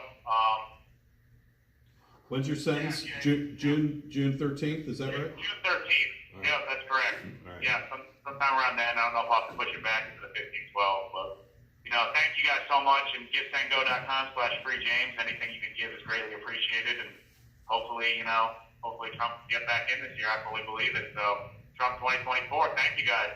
All right. God bless you, James Grant. Take care. Bye, Tom. Good night. Good night. Thank you for using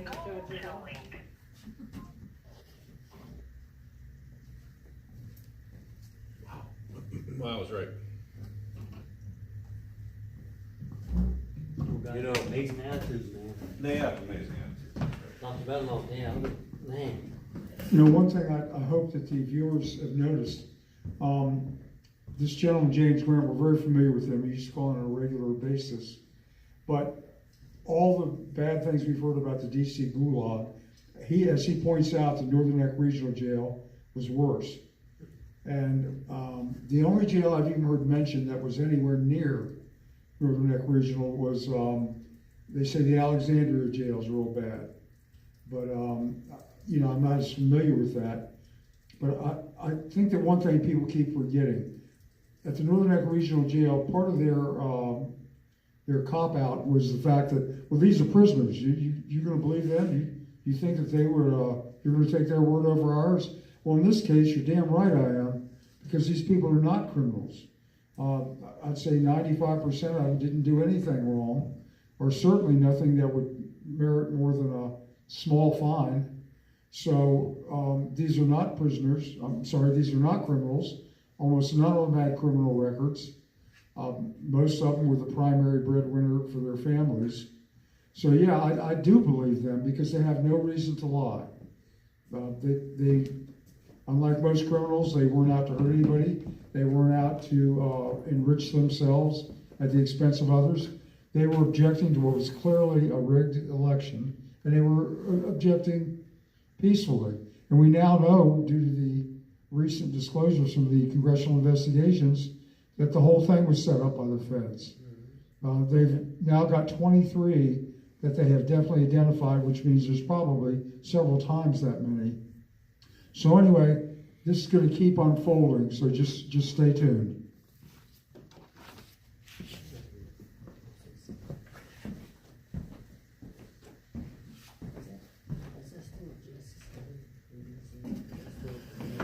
Yeah, there was all. No, Republicans are now investigating their committee. Oh, okay.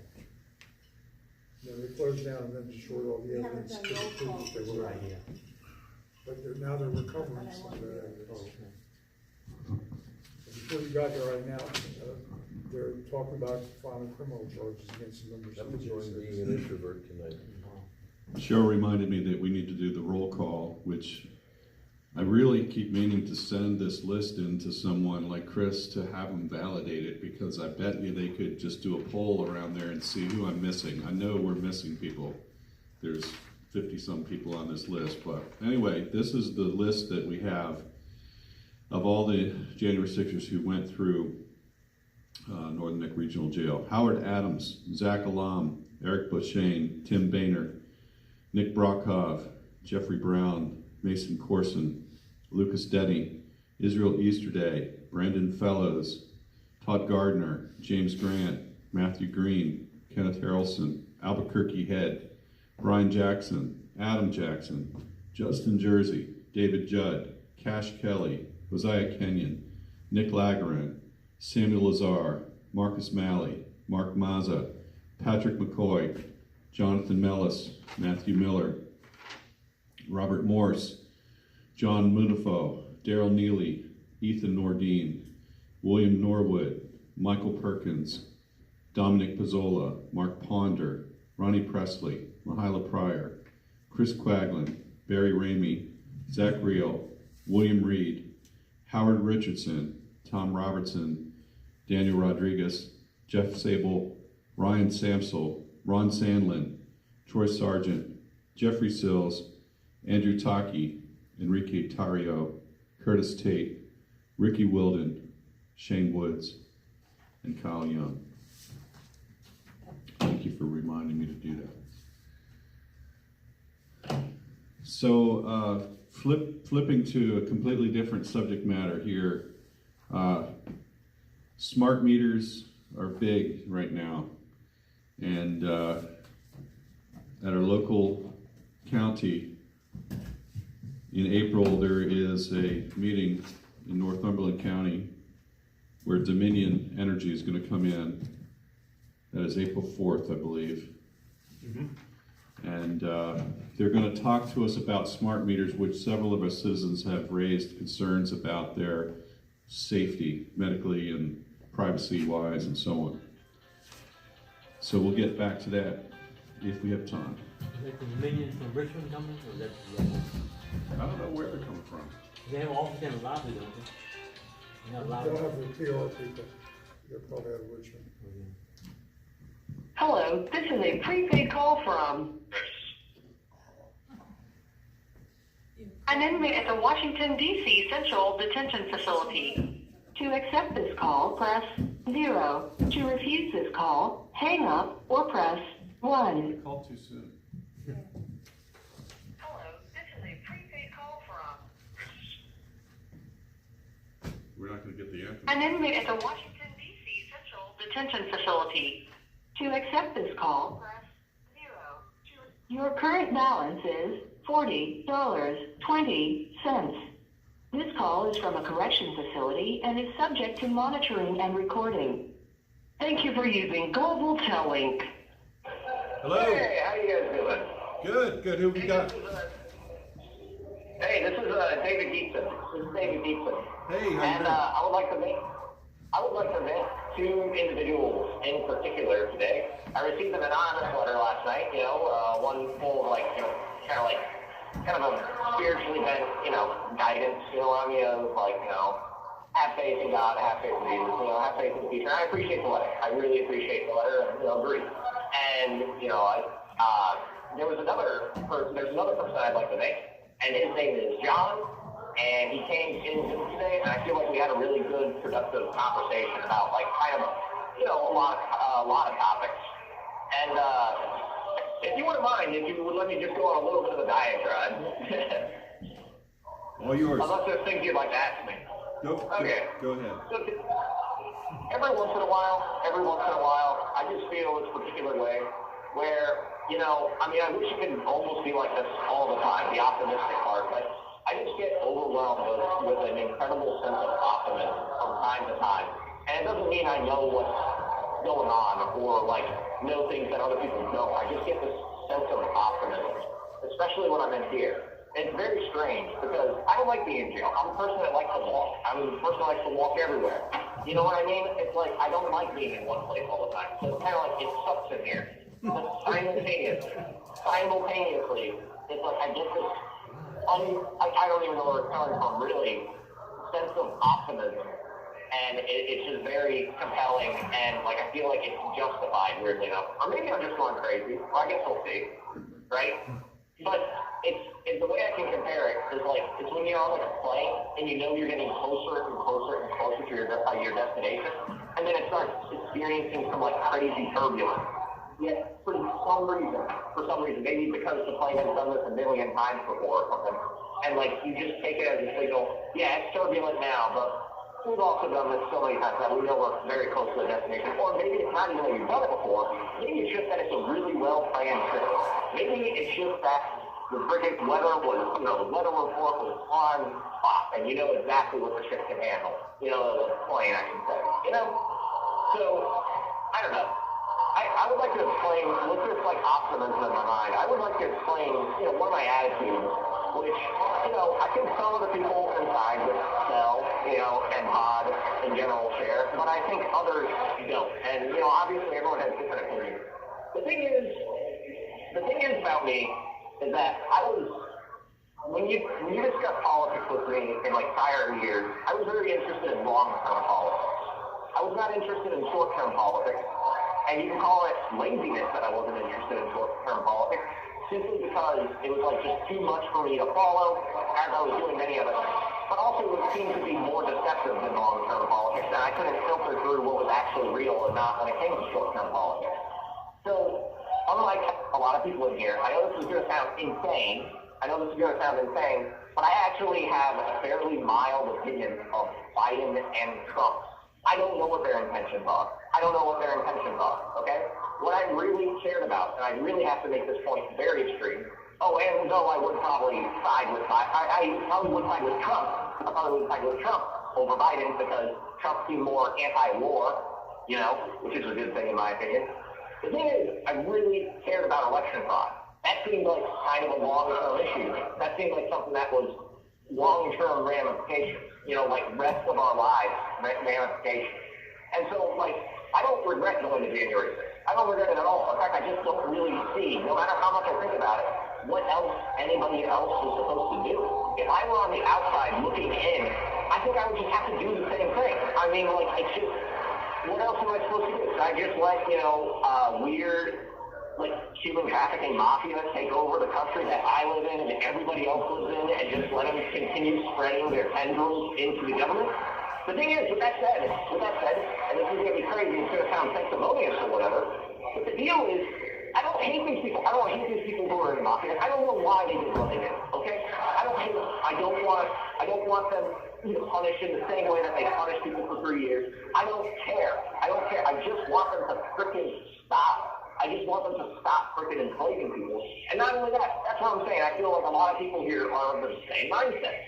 I feel like there's a lot of people, they will be perfectly happy knowing that this weird mafia that has just stopped doing what it's doing. They don't care about sticking people in solitary for months. They don't care about torturing them or whatever. But it seems to me, what little I know about this mafia, it seems to me that they are intensely afraid of retribution. They think that the people on the other side, they think that they're just as cruel as they are. They've totally forgotten that there's a life outside of the mafia. They've totally forgotten that there's people who actually care about each other, legitimate. They've forgotten that, love is actually something that exists in people's minds. You know what I'm saying?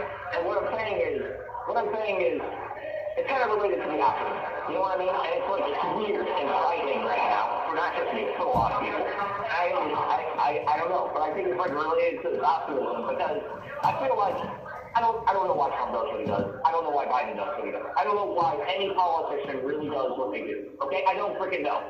But I have this optimism that maybe all the real people who are involved in this, they will come to their fucking senses and just stop. Just stop.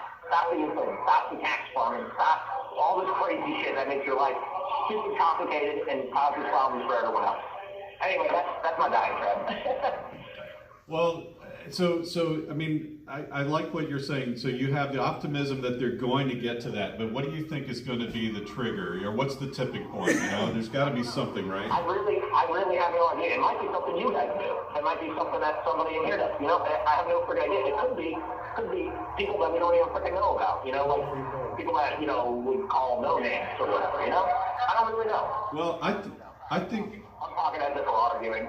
yeah, but I think it's you guys. I think when enough people start to see that how many of Americans have been put behind bars, had their lives ripped away from them for petty charges, and yet they've let 10,000 people go free for BLM riots, right? Come on.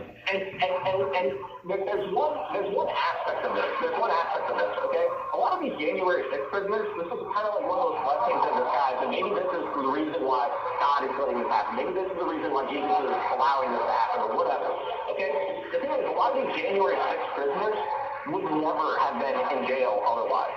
But now that they're in jail, they see the true reality of the treatment. Right. So think about people who've been, like, framed for murder. Think about people who've been framed for murder. Think about anybody who's been wrongly in prison, or even correctly in prison, right? Should they be treated in that way? Is that rehabilitative? Is that something you should do to another person? You know what I mean? And unless rehabilitation, unless doing the right thing, you know, love and all that, unless that's actually your intention with making these policies and what you're doing to people, then why are you doing it? You know?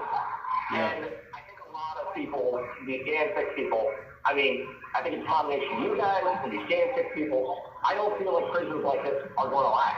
I don't feel that, like, treating people like that is going to last. I think it's going to be an obsolete thing in the past. You know? And maybe that's the optimism. I hope so. I think you're right, and that's the thing. It's shining light on it, and this is the thing. You guys are shining light on how broken our justice system and our criminal justice system is. And you guys are paying attention to it. You know what I mean? That's another big part. You know, people shine the light all they want if no one's paying attention. So, like, I really, seriously, highly appreciate all of your guys' attention and support. It sounds like a broken record every single time I come on here and say thank you guys for paying attention. But I really mean it. I really mean it. Well, appreciate that very much, and that's what we can do for you, you know? Yeah. Hey, I think I got to hand off the phone. So thank you for letting me go on my rant. Thank you for letting me go on my rant. Thank you, David. God bless you. Take it easy.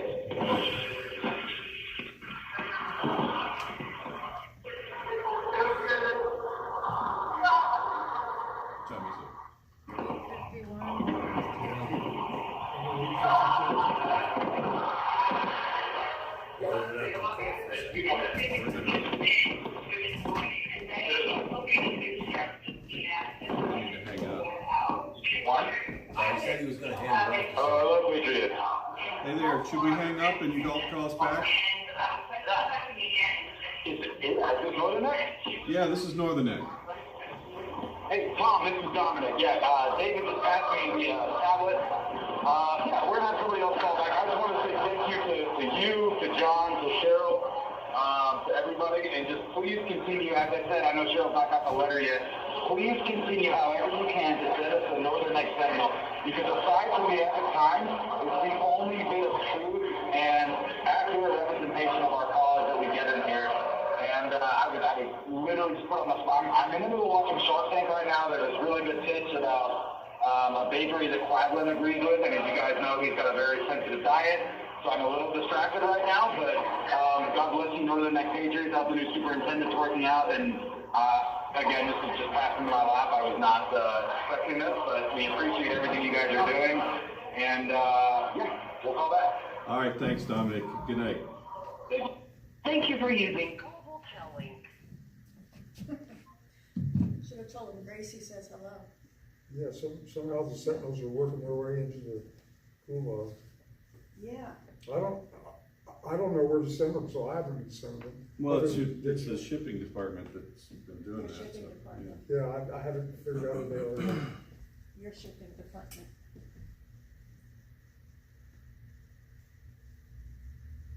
Oh, all right. So I guess you're gonna call back to the national anthem? Is that the- Yeah, hopefully. Last time we missed it. Yeah. He really does in Minnesota, Rob Whitman, he gives them to Jim Jordan and Matt Gates, the other guy, and one thug ran up with, leave him on his car. Doors always open to him when he's out passing me. On our regular we have a digital distribution list, and Gates' attorney, Andrew Kloster, is one I send a digital to every month. Oh, okay. And a few others, we have a representative for the Trump campaign, and Good. you ever heard of Trump? Yeah, okay. Today. You know, he does that with a straight face. I'm sitting over here going, is he serious? He's got on the back of that, like. That's John, man, that's John. John got tricks, man. What's up, John? He does. He was on my toes, don't you, John?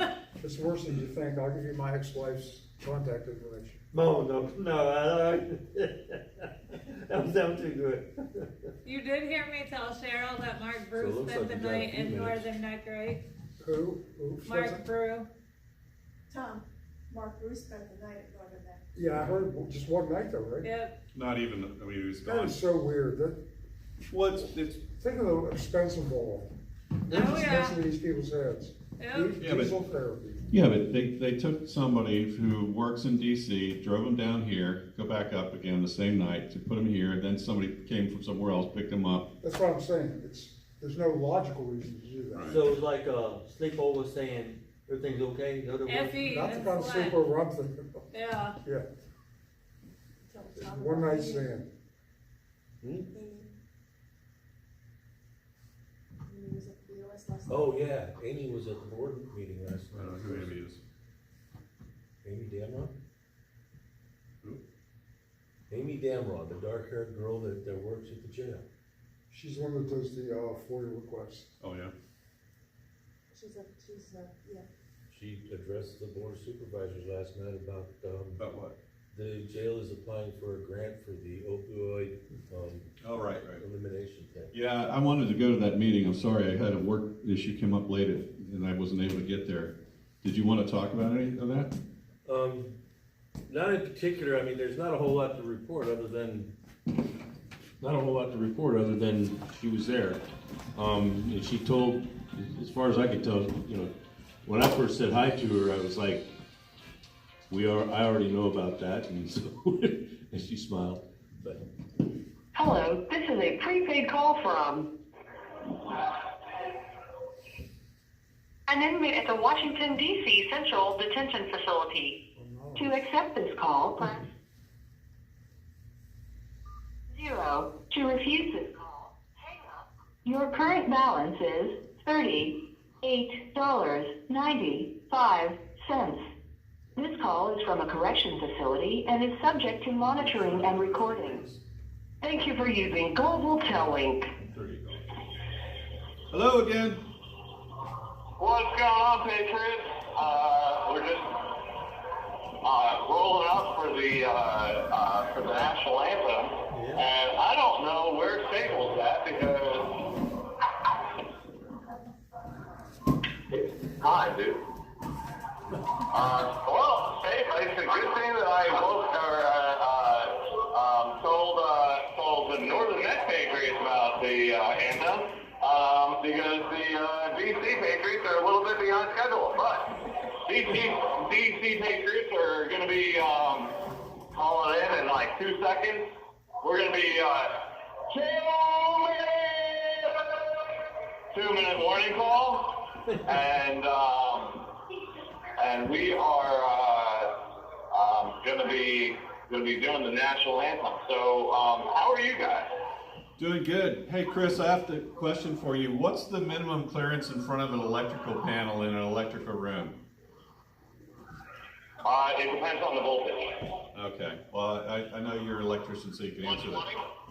120, 208, 240? Yeah, 240 probably. 3 feet. 36 inches. That's what I thought. Yeah. All right. Yep. Thank you for that. So any journeyman electrician should know that, right? Yeah, standard. Yeah, I haven't done it in. Duh. I haven't done that in 3 years. No, just the checking. best I did was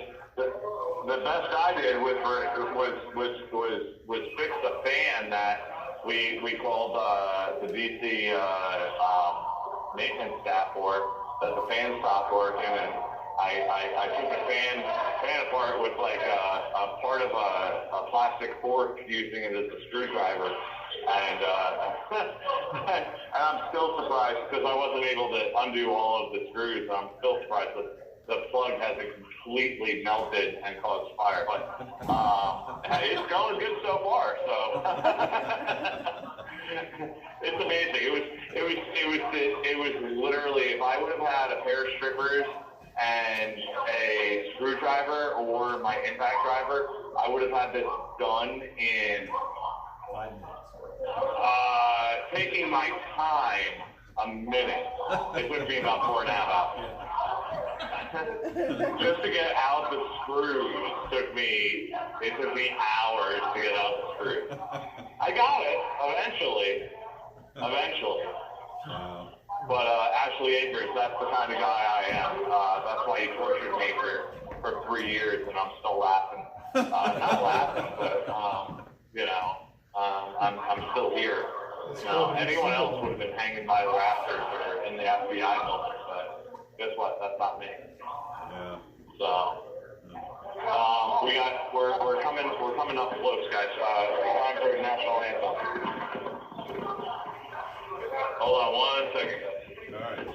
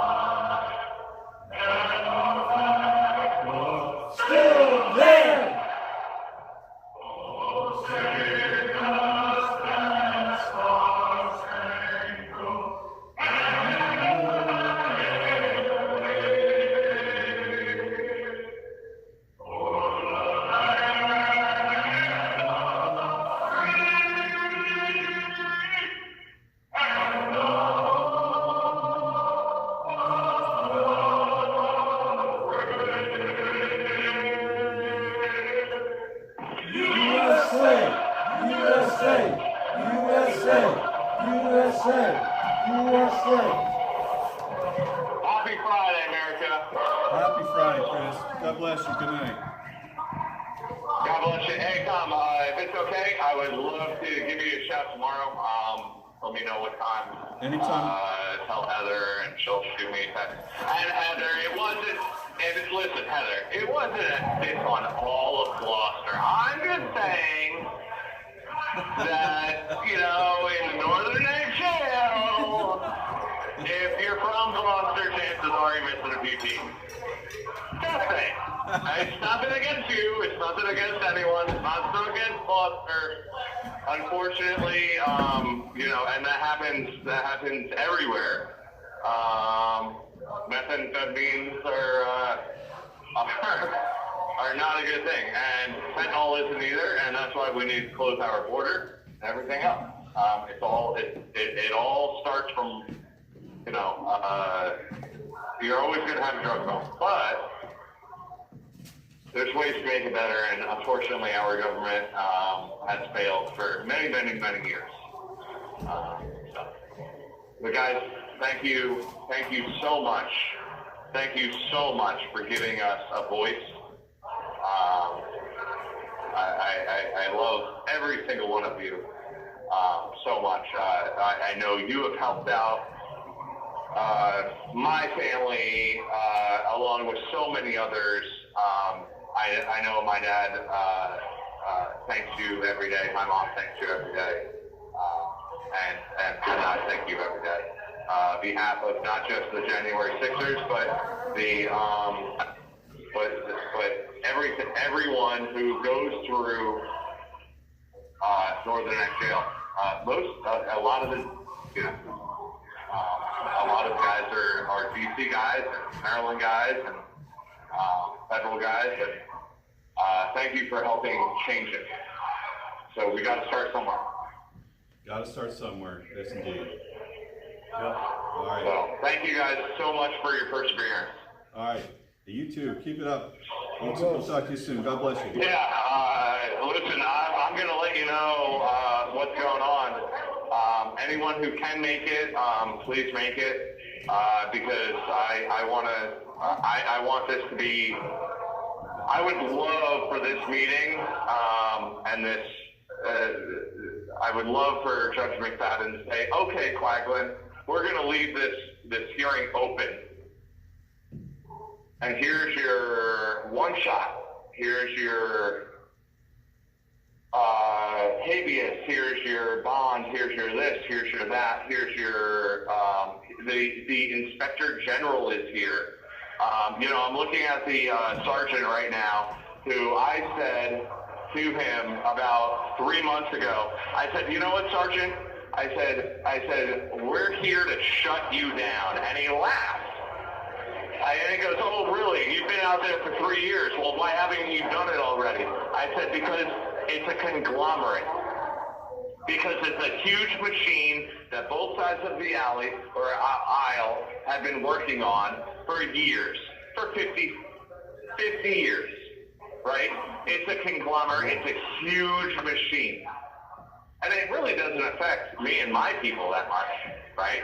And by my people, I just mean, my friends and family. I never knew the effects of the jail system. But it is what it is. We're here to fix it, and we will. I think. I really do. I really do. I think this is the beginning of the surge, and the surge is going to take over everything. So, God bless you guys for being part of it. God bless you guys for giving us a voice. All right, Chris. Thank you so much. Have a good night. Thank you. God bless. Bye. Thank you for using. Calvin, I sent you, my attorney sent off a letter. I was giving him shit because when I was born, I was taken home to Gloucester, and I told him I had all my teeth.